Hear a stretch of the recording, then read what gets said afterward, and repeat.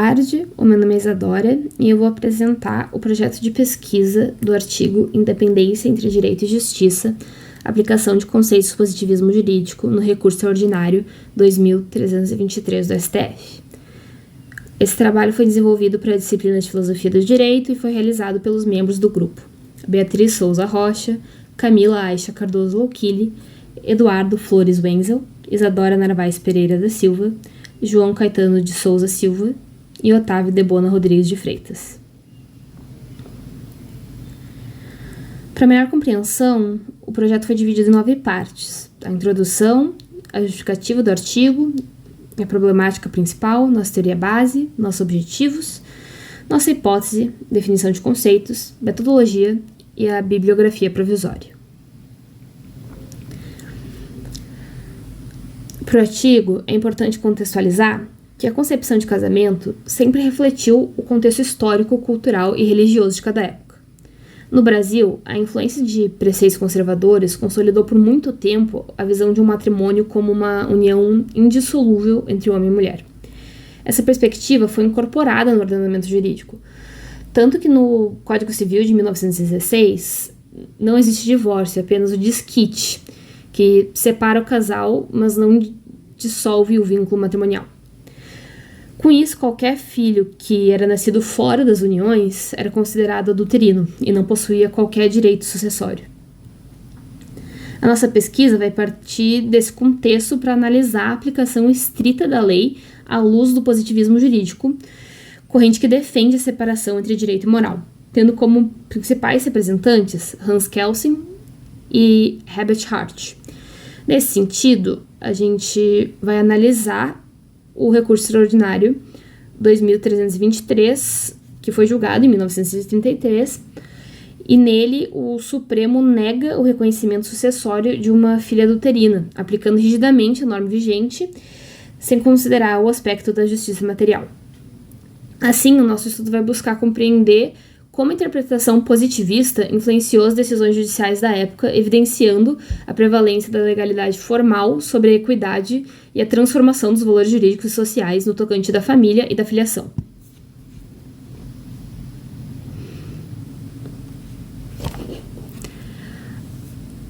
O trabalho se justifica pela relevância teórica e histórica das questões. Ainda que o caso analisado seja antigo, ele revela como o Supremo aplicava o direito no início do século XX sem recorrer a valores morais ou sociais. Estudar esse julgamento ajuda a entender como o positivismo jurídico influenciou o pensamento do tribunal nessa época, especialmente nas decisões relacionadas à família e à sucessão.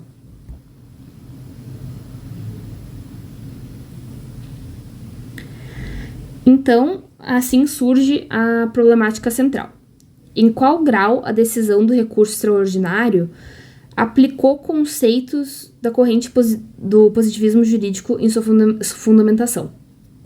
A hipótese aqui é que o STF, ao decidir o caso, adotou uma postura claramente positivista, separando o direito da justiça.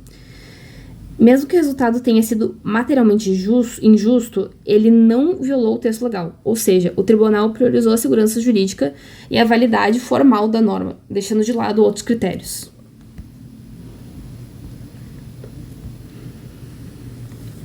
Assim, por todo exposto, fica claro que a teoria base vai ser o positivismo jurídico, especialmente as obras de Kelsen e Hart.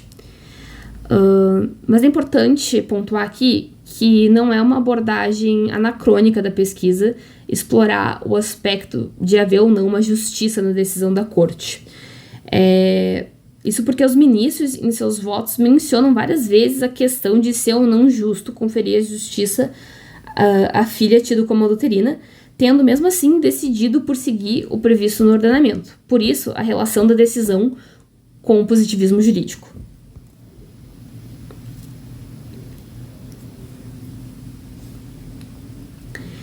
Então, os nossos objetivos com o artigo vão ser verificar quais os conceitos filosóficos e jurídicos foram utilizados na decisão do recurso ordinário 2323,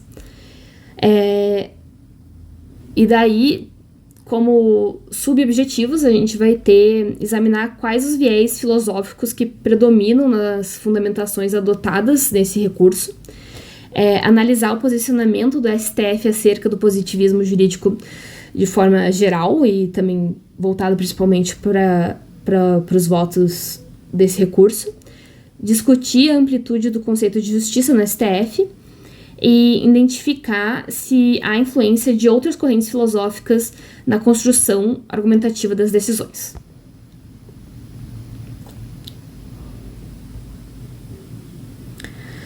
E assim surge a nossa hipótese, que é a hipótese do trabalho é que o STF aplicou conceitos da corrente de pensamento do positivismo jurídico na sua fundamentação, separando os conceitos de justiça e direito, causando de forma material uma possível injustiça, sem que, entretanto, fosse violado o texto normativo, priorizando, portanto, a aplicação do direito como forma de garantir a segurança jurídica.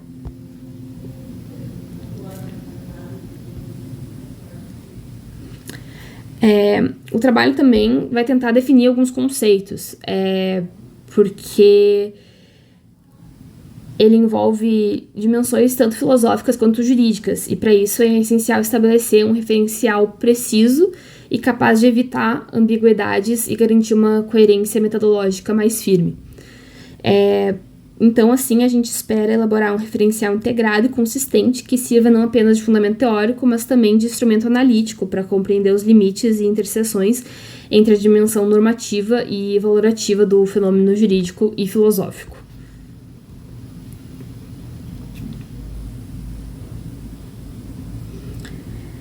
Então, a metodologia utilizada, ela vai ser principalmente o estudo de caso, com um foco especial na análise dos votos do ministro do STF. A partir desse voto foi feita uma interpretação filosófica e doutrinária, buscando identificar os traços do positivismo jurídico. Além disso, foi realizada uma pesquisa bibliográfica sobre o contexto jurídico e social da época, especialmente em obras de direito da família, assim como outras obras filosóficas, tanto do positivismo jurídico quanto outras relacionadas tangencialmente. Essa metodologia possibilita compreender tanto a fundamentação teórica da decisão quanto as suas implicações filosóficas.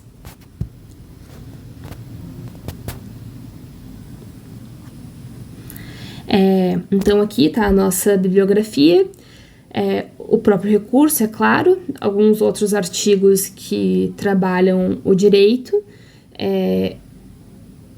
quanto essa decisão, assim como textos filosóficos clássicos, positivistas ou de escolas próximas.